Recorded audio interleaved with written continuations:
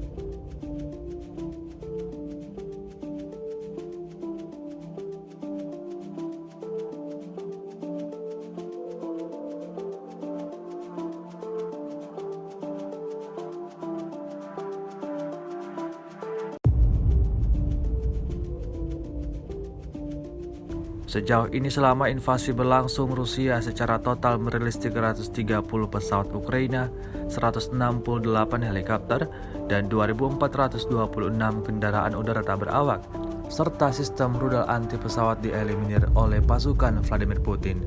Sementara itu dari kubu Kiev, Kementerian Pertahanan Ukraina melaporkan 840 tentara Rusia dieliminir dalam 24 jam terakhir. Total 74.840 prajurit Federasi Rusia meninggal sejak awal konflik hingga hari ke-254.